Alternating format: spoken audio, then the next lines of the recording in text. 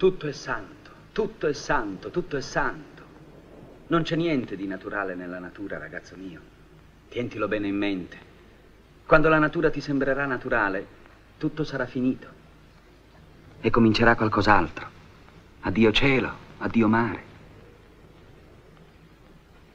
Che bel cielo. Vicino. Felice. Di, ti sembra che un pezzetto solo non sia innaturale e non sia posseduto da un dio? E così è il mare. In questo giorno in cui tu hai 13 anni e peschi con i piedi nell'acqua tiepida. Guardati alle spalle. Che cosa vedi, eh? Forse qualcosa di naturale? No, è un'apparizione quella che tu vedi alle tue spalle, con le nuvole che si specchiano nell'acqua ferma e pesante delle 3 del pomeriggio. Guarda laggiù, quella striscia nera sul mare, lucido e rosa come l'olio. Quelle ombre di alberi e quei canneti, In ogni punto in cui i tuoi occhi guardano è nascosto un Dio. E se per caso non c'è, ha lasciato lì i segni della sua presenza sacra. O silenzio, o odore di erba, o fresco di acque dolci. Sì, tutto è santo. Ma la santità è insieme una maledizione. Gli dei che amano, nel tempo stesso odiano. Qual a diferença de uma escola de pensamento e de um movimento de pensamento? Segundo Deleuze, a escola e o movimento de pensamento, eles se diferenciam na medida em que eles abrem ou não o tempo. Então, o movimento de pensamento, ele reabre o tempo. Ele recria a possibilidade, ele reconstrói uma série de linhas de fuga, de fios soltos, nos quais a ação e o conhecimento elas se encontram. A teoria e a prática elas se revezam. E o movimento, portanto, ele tem uma franja criativa de pensamento. O movimento ele nunca tem um chefe, ele nunca tem um centro. Ele tem franjas, ele tem margens. Ele é como uma onda que chega na beira da praia e se espalha, de maneira que ele tem uma espécie de linha de avanço. Esse é um movimento de pensamento. Já a escola de pensamento, ela tem uma tendência de fechar o tempo. E, portanto, ela serve à necessidade. Ela não é guiada pela contingência. E, dessa maneira, ela interessa aos poderes estabelecidos, ela interessa aos funcionários desse poder, na medida em que uma escola de pensamento ela permite fechar as brechas, ela permite amarrar as linhas de fuga, ela permite criar limites, criar uma disciplina do pensamento que acaba ressoando com uma sociedade disciplinar ou com poderes disciplinares. E a escola de pensamento, por isso, ela tende a ter um centro, tende a ter uma interioridade e a proteger essa interioridade. Por isso que ela tem os seus guardiões, por isso que ela tem os seus protetores e por isso que ela tem os seus chefes. E na verdade, tanto o movimento de pensamento quanto a escola de pensamento não existem enquanto tipos puros, não existem na realidade como algo que fosse absoluto. Na verdade, toda aglutinação de pensadores, todas as diversos grupos de filosofia, diversos momentos da filosofia, eles são atravessados por tendências de mobilizar o pensamento, ou seja, tendências movimento, assim como tendências escolares, tendências gregárias de rebanho que vão formar escolas de pensamento. Então, o que pode haver uma preponderância de uma tendência escolar ou de uma tendência movimentista do pensamento. A renascença, enquanto a emergência de um novo pensamento, enquanto um impulso de renovação e de reforma, e de articulação de práticas, de um novo estilo de ação ou de ser humano voltado à ação, também passa por essa composição, também é atravessada por essa proporção entre escola de pensamento e movimento de pensamento. Nós vimos como o berço do Renascimento, no século XV, que foi a cidade-estado de Florença, a República Florentina, no centro da Península Itálica, não existia o país Itália. Nós vimos como Florença, ela tanto foi o berço do Renascimento, onde houve uma grande vitalidade desse pensamento novo, dessa concepção de ser humano e da redescoberta da liberdade, como também foi o local de uma rearticulação da economia mundo, uma rearticulação do poder na Europa, que foi a ascensão dos banqueiros, a ascensão do sistema financeiro capitaneado pela família Medici, a família que ao longo do século XV, com Cosme Medici ou Lorenzo o Magnífico Medici, a família que governou Florença, que foram os senhores de Florença. Então, nesta aula, nós vamos analisar em que medida o Renascimento, o primeiro Renascimento, essa redescoberta da liberdade, ela está acoplada a uma reorganização das relações de poder, das relações sociais, de uma nova ordem, de uma nova ordenação e disciplina do próprio pensamento e das relações sociais no alvorecer da modernidade. Ou seja, essa dupla tendência, esse acoplamento de poder e saber. E quando falamos dessa, digamos, precedência cronológica de Florença e da própria Itália no Renascimento, estamos falando da fundação da Academia Neoplatônica, que aconteceu na década de 1460 e que foi patrocinada pela família Medici. E o chefe dessa escola, da Academia Neoplatônica, que se inspirava na imagem da Academia Platônica, a Academia de Platão, que foi criada lá no século IV a.C., em Atenas, e que se prolongou, várias gerações diferentes, em vários momentos, por 800 anos, ela acabou apenas no século IV depois de Cristo, em Atenas. Então, se inspirando nessa academia fundada por Platão, o Cosme de Medici, o senhor de Florença, ele patrocinou a fundação de um núcleo, de um think tank de pensadores do Renascimento. E colocou como chefe dessa escola o filho do médico particular da família, que é o Marcílio Ficino, que foi o tema da nossa filosofia dele, nós discutimos na última aula. E a Academia Neoplatônica, ela tanto foi uma convergência, um momento em que você tinha uma reunião muito poderosa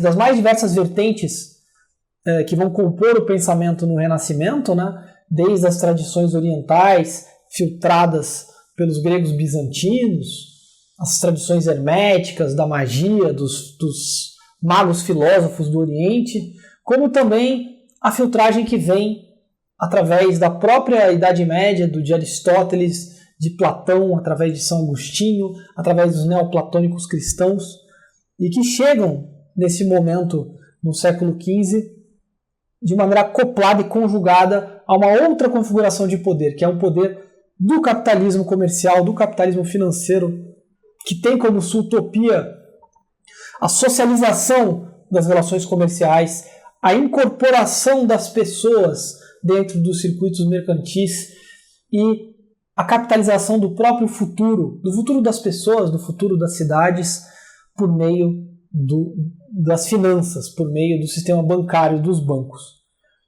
E essa academia neoplatônica em Florença, que foi uma meca, um tipo de meca para a reunião dos mais diversos pensadores humanistas, nesse sentido amplo, de uma formação humanística que é multidisciplinar, é transdisciplinar, que junta astrólogos, alquimistas, filósofos, médicos, pintores, escultores, arquitetos. Ela reterritorializou o pensamento e a filosofia no século XV na Europa no neoplatonismo renascentista. Então, o neoplatonismo renascentista ele foi o terreno o território dos embates, o território das tendências, onde essas tendências, sejam as tendências movimentistas, sejam as tendências mais escolares, elas começaram a atuar. E a Academia Neoplatônica do Marsilio Ficino, no final do século XV, predominou nela, né, em Florença, patrocinada pelos Médici, que inclusive proveram a esse grupo uma sede, que era a Villa Careggio, em Florença. Ela preponderou a tendência escola, porque ela buscou uma harmonização das tradições orientais, das tradições medievais, uma harmonização da filosofia de Platão, dos neoplatônicos clássicos, como Plotino, com o cristianismo. Então, é uma meca do humanismo cristão, na tentativa de colocar todas essas diversas vertentes, todas essas linhas unidas ao redor do humanismo cristão. E como isso repercute no pensamento? E aqui nós vamos então começar a abordar o próprio sistema filosófico, os conceitos trabalhados pela Academia Neoplatônica, tendo em mente que ela, dentro do terreno da disputa do neoplatonismo, ela exprimiu a formação de uma escola e, portanto, com ligações bastante próximas ou bastante diretas e internas, um vínculo interno, com a afirmação de um novo poder, mas enfim, de um novo poder oligárquico, de um novo poder capitalista no século XV.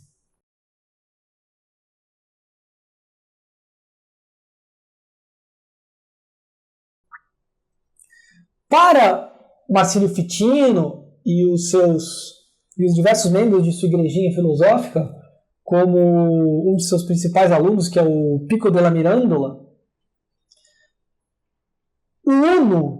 o conceito de uno do neoplatonismo, e aí nós estamos falando de um uno que é transbordante para o neoplatonismo clássico, né, o neoplatonismo de Plotino. O uno, ele é como uma panela fervente, ele é ebuliente, ele é como um cebion, ele está em efervescência, você joga na água, o uno é como um cebion. E no uno, né, que é infinito, o pensamento é igual ao ser, que é igual ao querer.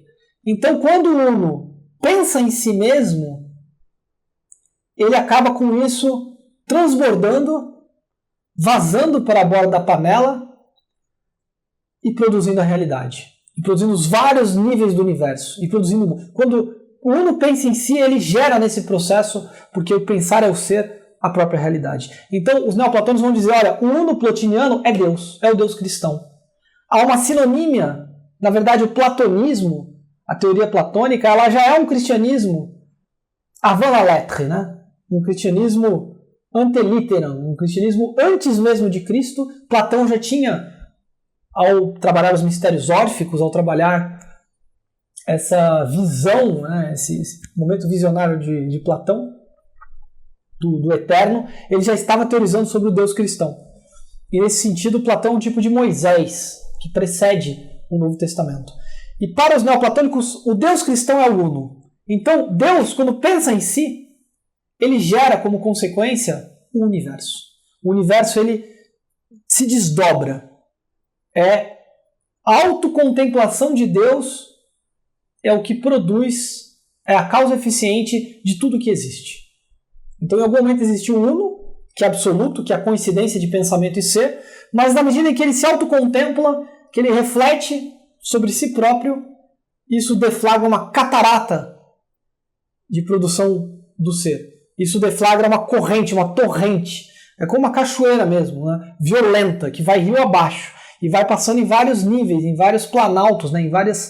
em diferentes estágios nessa torrente de autocontemplação de Deus, que verte o mundo. O mundo, ele é um vertedouro da autocontemplação do uno e de Deus. E para os neoplatônicos isso se dá de maneira hierárquica, e é assim que eles estabelecem uma hierarquia do universo. Não se dá simplesmente entre Deus e as coisas. Não, existem níveis intermediários. Para o Pico della Mirandola, que é um dos discípulos da Academia Neoplatônica, existem 4 níveis. Quando o Uno ele se verte sobre o universo, ele tem 4 níveis hierárquicos, ou seja, vai do mais alto, mais elevado, mais próximo de Deus, que é o absoluto, até a matéria, até o nível mais baixo, que é o nível da matéria passiva, inerte ou inerme, a matéria simplesmente que está aí. O primeiro nível é o nível do intelecto divino, que é habitado pelas ideias, pelas formas, ou seja, é um determinado ponto, um primeiro estágio muito alto, muito próximo de Deus, onde as ideias existem em estado puro, em estado de extrema pureza. As ideias com maiúscula aqui, as formas celestiais. Também para os neoplatônicos, como eles estão conciliando com o cristianismo, o lugar dos anjos. Logo abaixo de Deus estão os anjos. E dentro dos anjos existe uma angelologia, ou seja, uma hierarquia dos próprios anjos. Desde os arcanjos, tem 9 níveis, subníveis de anjos, desde os arcanjos aos anjos inferiores. O segundo estágio, o segundo nível hierárquico, abaixo do intelecto divino, é o que eles chamam de alma do mundo. Anima mundi, em latim.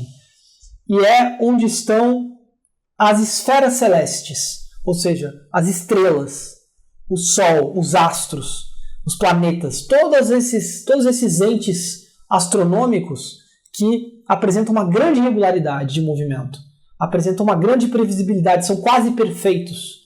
Eles têm movimentos circulares, movimentos uniformes, e por isso que eles são influências importantes sobre a Terra. Na medida em que eles apresentam essas, digamos, causas puras, né, elas acabam contribuindo com o movimento do mundo. Então, o segundo nível é o nível dos astrólogos, é o nível do estudo também da astronomia, do movimento dos astros, das chamadas causas celestes. E elas se desdobram, na realidade, por meio de arquétipos, por meio de imagens. A astrologia, ou também a alquimia, elas vão procurar manipular as coisas existentes através das ligações secretas entre os diversos arquétipos, dos quais as estrelas, os astros e as constelações são os seus mapas ideais.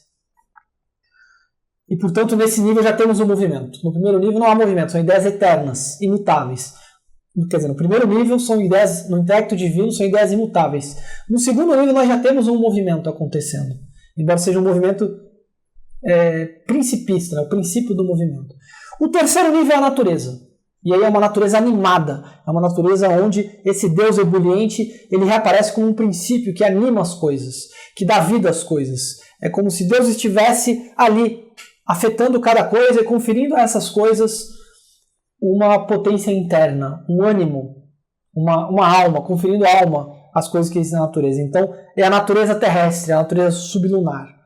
E aí sim, nós temos matéria e forma misturada e nós temos um movimento. E o movimento também de transformação da natureza. A natureza está constantemente em mutação e por isso ela é corruptível. Diferentemente da esfera celeste, os planetas, o Sol, a Lua, eles não são corruptíveis. E as ideias muito menos. Mas nesse terceiro nível da natureza já há o processo de corrupção e geração da natureza. E o último nível é o nível da matéria. É o nível de uma matéria passiva, uma matéria inerme, uma matéria que está à espera das formas. E aí temos um esquema ilemórfico. Ilê de matéria e morfo de forma. Ou seja, a forma está acima da matéria. A forma é ativa. A forma é o que define a matéria. A forma é o que dá vida à matéria. A matéria recebe, a matéria é passiva. A matéria é um receptáculo para as formas. Então, esses níveis todos, embora eles sejam uma hierarquia muito bem delineada, do mais alto para o mais baixo, desde o ser perfeito, que é o Uno, que é Deus, até a sua degradação na direção da matéria, tudo isso é muito dinâmico, é muito vivente. Isso atende ao espírito renascentista, ao novo ser humano, que é um ser humano que faz, que acontece, que cria. Então, não estamos num neoplatonismo estático, nem num platonismo muito idealista. Estamos, sim, no neoplatonismo vivente, ebuliente da Renascença. E, portanto, esses diversos níveis, eles se comunicam entre si através de um circuito espiritual. Há uma circulação das ideias até a matéria. Há uma coordenação dos vários níveis, é uma participação desse influxo divino nos seus diferentes níveis.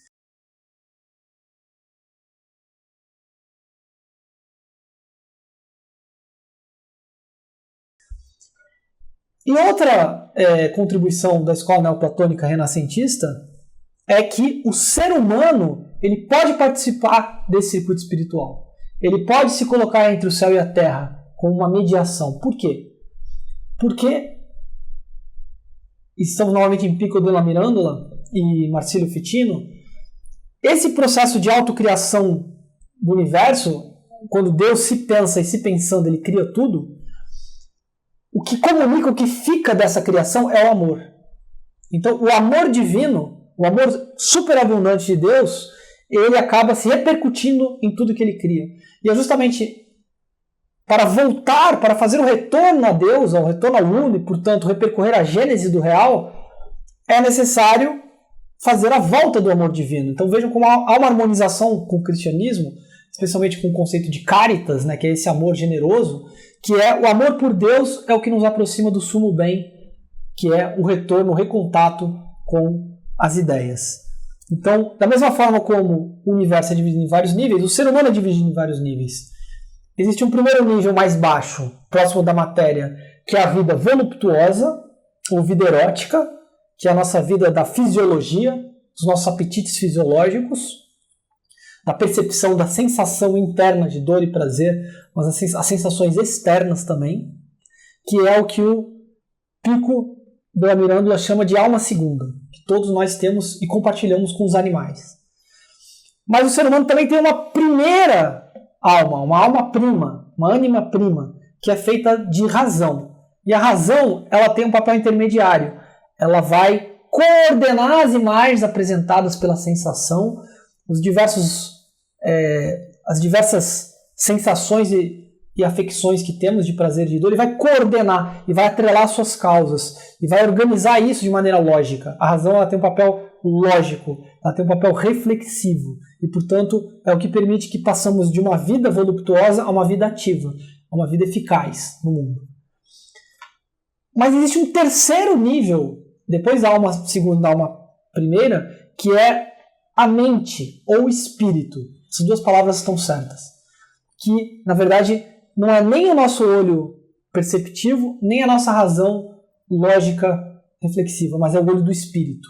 É o terceiro olho para Pico della Mirandola. É aquilo que vê os arquétipos, que vê o nexo íntimo entre as coisas, que pode aspirar a tocar os estágios superiores do universo, a tocar as ideias, a contemplar essas ideias, e contemplando as ideias, animado por um sentimento de amor, porque é justamente um amor espiritual, fazer o retorno a Deus. É o que que vislumbra a contemplação do universo como um todo, ou seja, nessas imagens celestiais encontrar os ecos do divino. E isso não pode ser dado pela razão, não é racional esse processo. Esse processo se dá através de um arrebatamento, de um êxtase, de um furor místico, que nos leva a tocar as ideias e, portanto, se preencher desse furor divino.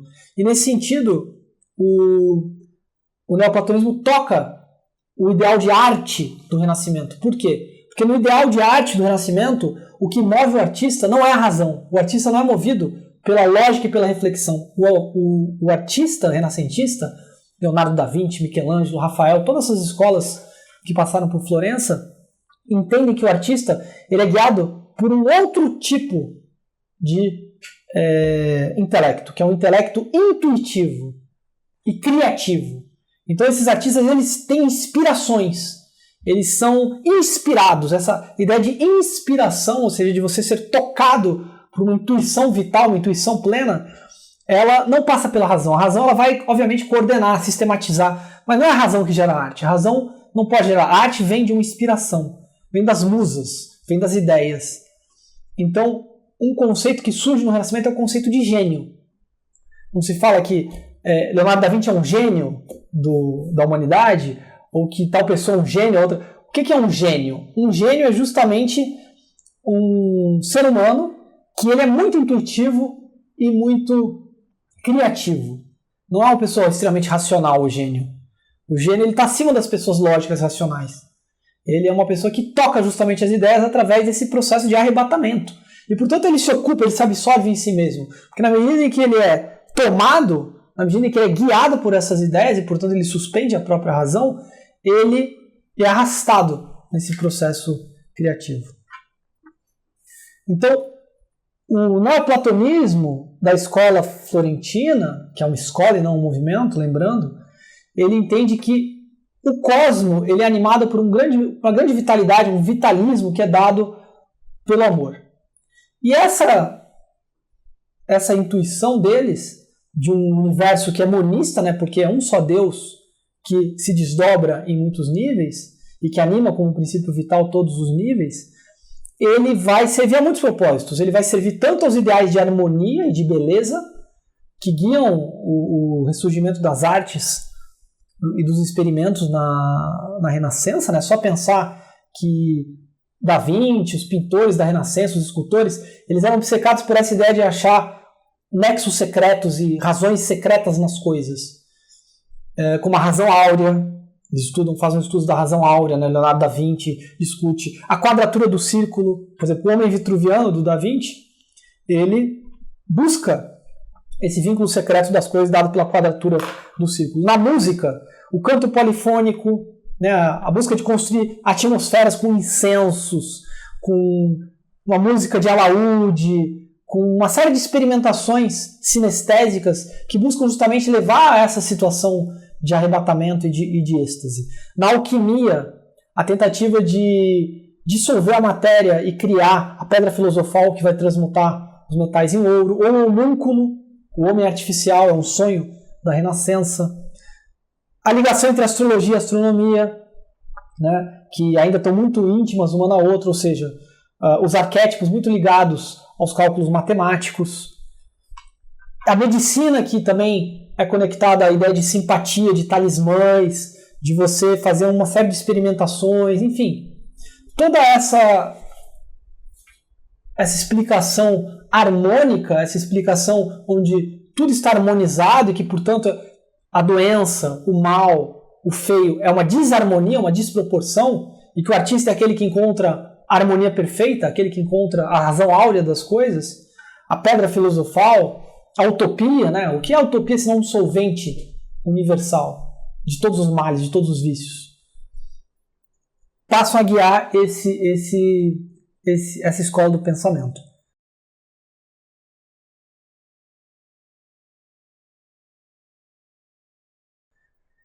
Qual foi o problema? Fracassou, falhou, né? O neoplatonismo renascentista da escola de Marcílio Ficino e Pico della Mirandola e patrocinado pelos Médici, fracassou em reunir a ação e o conhecimento. Não só a cidade de Florença vai entrar numa decadência, como essa filosofia não consegue ter uma repercussão em termos de forças, em termos de movimentos, em termos políticos, para poder sobreviver à crise desse primeiro renascimento no final do século XV. É o século em que você tem a decadência das cidades-estado, né, as invasões da Itália, a dissolução das repúblicas, a perda da polis. Então, alguns autores falam que esses filósofos muito preocupados com restabelecer um vínculo com o cosmo, com Deus, né, essa busca desse amor cósmico e amor harmônico, está muito ligado à perda da polis, à perda da capacidade de uma prática eficaz, à perda da capacidade de intervenção. Então, na medida que eles não conseguiam mais atuar, eles acabam recaindo no idealismo, né? Numa espécie de busca de uma gnose, né? Como os antigos gnósticos, ou da própria gnose platônica, que é esse arrebatamento místico com o cosmo. E que vira uma igrejinha, vira quase uma prática de salão em alguns casos. E se pegarmos o exemplo do Pico della Mirandola, por exemplo, quando no final do século XV, na decadência de Florença, um profeta, um milenarista que foi o Savonarola, ele toma o poder, acusando os Médici de serem parasitas, de serem seres corruptos, que a igreja era o anticristo, porque tinha caído em luxo, em consumo, e portanto prega austeridade. Tem um determinado momento do movimento de tomada do poder do Savonarola e de seus sequazes, né, de seus asseclas, em que eles queimam, eles destroem uma série de obras, destroem uma série de artigos luxuosos no meio da praça pública como pecado. O Pico della Mirandola, ele acaba se filiando a esse movimento. Então, um membro da escola neoplatônica, ligada a esse esplendor e glória de Florença dos Médici no Alto Renascimento, ele se vincula. Por quê? Porque na mesma medida que se tem uma gnose otimista, né, que o amor reina, que a harmonia domina, facilmente isso pode cair numa gnose pessimista. É fácil essa virada. É fácil entender que, na verdade, a matéria é o mal, na verdade, a natureza ela é a fonte de todo mal, de tudo que é maligno, e que precisamos, portanto, nos depurar do materialismo, da materialidade, e nisso ele cai numa pregação milenarista. Então, e portanto aponta para uma cidade celeste. E nesse sentido, Savonarola e essa degeneração interna ao neoplatonismo está ligado com o movimento da Reforma, que é um movimento de crítica à igreja, de crítica à burguesia ascendente, em nome de valores mais puros. E aí o neoplatonismo toca um limite. Ele não consegue reunir a teoria e a prática, a ação e o conhecimento. Ele não consegue fazer um revezamento virtuoso da teoria e da prática e acaba tocando no seu limite. Então, a trajetória do Pico della Mirandola, que no primeiro momento está nessa fase otimista, de uma gnose otimista, voltada ao amor intelectual divino, à ascese do ser humano, através de um movimento holístico, de um movimento de simpatia universal do pensamento, ele acaba, como uma consequência interna das limitações do neoplatonismo renascentista, ele acaba caindo no seu avesso. E o seu avesso é justamente uma gnose pessimista, uma gnose que vai atribuir ao mundo material, que vai atribuir à natureza mesma o mal. A natureza como fonte de todo o mal. A matéria como algo que nos torna degenerados, que nos torna inferiores. E nisso ele acaba se filiando a esse movimento proto-reformista, a essa crítica do luxo, crítica do supérfluo, crítica das cores vivas do Renascimento, que em Florença é representada pela tomada do poder do grupo de Savonarola, que sucede os Médici a partir de 1494. Dura apenas 4 anos, ele vai chegar em desgraça e vai ser executado. Mas é um episódio histórico, político, que apresenta, né, uma limitação, ou ele revela uma limitação dessa escola de pensamento que foi a Academia Neoplatônica. Então, para onde poderia ir o neoplatonismo? O neoplatonismo é o terreno, se ele não consegue reunir ação e conhecimento e revezar teoria e prática, para onde que qual outras linhas que vão se desdobrar já no século XVI, no Cinquecento italiano do Renascimento? É isso que nós vamos abordar a partir da próxima aula.